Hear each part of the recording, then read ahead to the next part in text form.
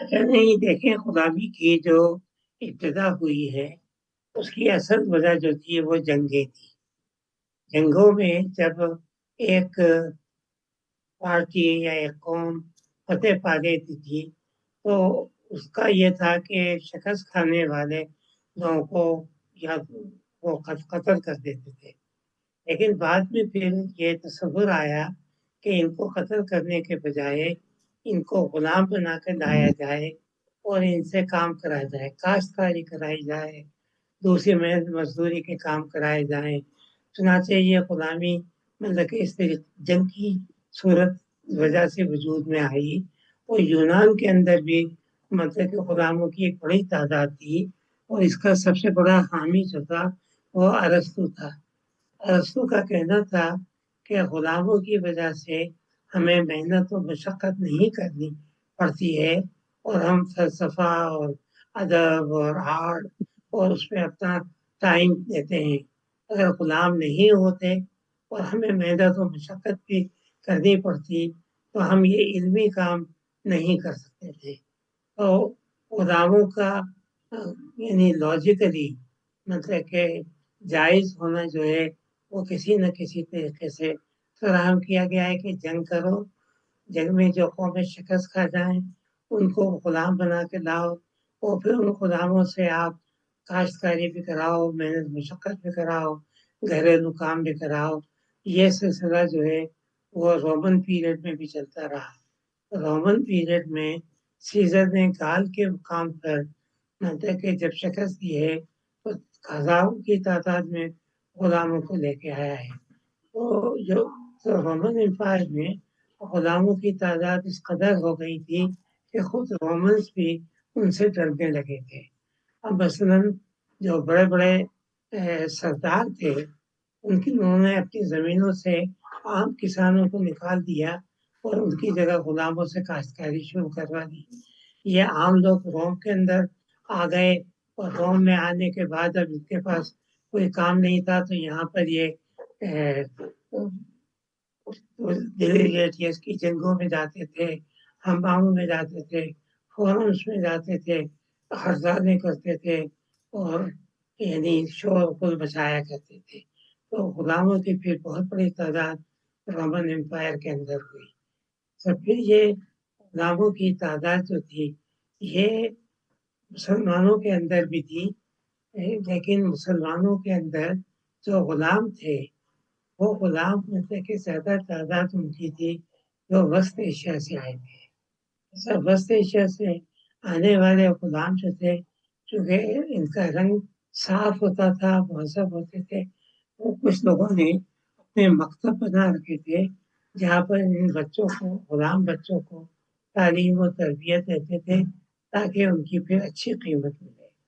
اور پھر نوبلٹی یا عمرا پھر ان غلاموں کو خریدتے تھے، کیونکہ یہ غلام تعلیم یافتہ بھی ہوتے تھے، جسمانی طور پہ صحت مند بھی ہوتے تھے، اور بہت سے عمرا پھر بیٹیوں کی شادیاں بھی ان سے کر دیتے تھے۔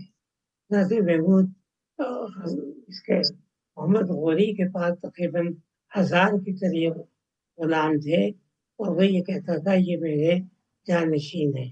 یہ التتمش، الدین قباچہ اور یہ سارے غلام تھے، بعد میں بادشاہ بنے۔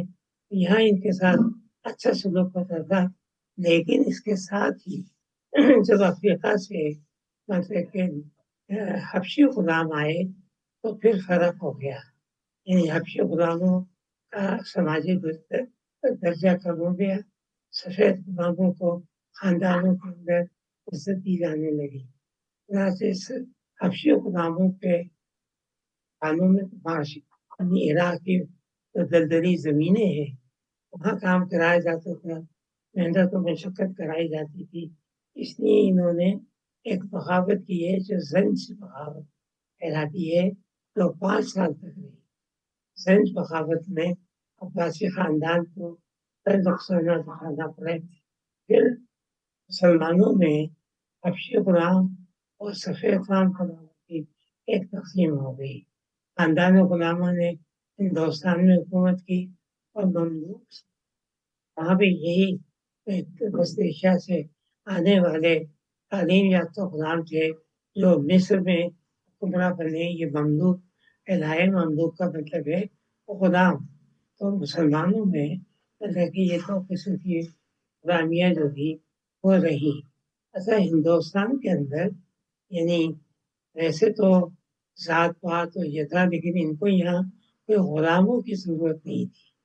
یہاں غلام اس قسم کے غلام نہیں تھے جیسا کہ دوسری سوسائٹیز میں تھے. چونکہ اچھوت لوگ جو ہیں وہ ایک طرح سے ان کے لیے غلاموں ہی کی طرح سے تھے جو ان کے سارے مطلب کہ محنت مزدوری کے اور صفائی کے کام کیا کرتے تھے. تو غلامی کا یہ ادارہ سب سے زیادہ جو متعارف ہوا ہے وہ امریکہ میں ہوا ہے. چونکہ وہاں پر زمینیں بڑی بڑی تھیں, مزدور کم تھے, تو پھر یہاں سے غلاموں کو لے جایا گیا اور بڑے بڑے پلانٹیشنس میں ان سے 13-16 گھنٹے کام کرایا گیا. اور مطلب کہ ان کے بڑے مظالم جو ہوتے تھے سب سزائیں ان کو دی جاتی تھیں. تو یہ جو ایک انقلابی قسم کی غلامی تھی اس کا ذمہ دار امریکہ ہے, جہاں کڈنیپ کر کے افریقیوں کو لے کے غلام بنا کر اور وہاں ان سے مزدوری کی کرائی جاتی تھی. فرینچ ریولوشن میں انہوں نے غلامی کا خاتمہ کر دیا تھا اور اسی وجہ سے ہیٹی میں یا ایشیا میں مطلب کہ غلاموں نے ریوولٹ کیا اور وہاں پر اپنی آزاد حکومت بنائی جو ہیشین ریولوشن کہلاتا ہے. لیکن جب نیپولین اقتدار میں آیا تو اس نے دوبارہ سے غلامی کو جائز قرار دے دیا, بلکہ یہاں تک کہا کہ پیرس میں کوئی حبشی یا کوئی افریقی غلام کو رہنے کی اجازت نہیں ہے. یہ غلامی ختم ہوئی ہے ٹیکنالوجی کی وجہ سے. جب ٹیکنالوجی آ گئی اور محنت مزدوری کا کام ٹیکنالوجی کرنے لگی تو غلاموں کی ضرورت کم ہوتی چلی گئی اور پھر آہستہ آہستہ غلاموں کی تحریک جو تھی وہ اٹھی. میں نے شاید آپ کو بتایا تھا کہ ایرک ولیم کی یہ کتاب ہے سلیوری اینڈ کیپٹلزم, جس میں اس کا کہنا ہے کہ سلیوری نے کیپٹلزم کو قائم کیا اور کیپٹلزم نے پھر سلیوری کا خاتمہ کیا.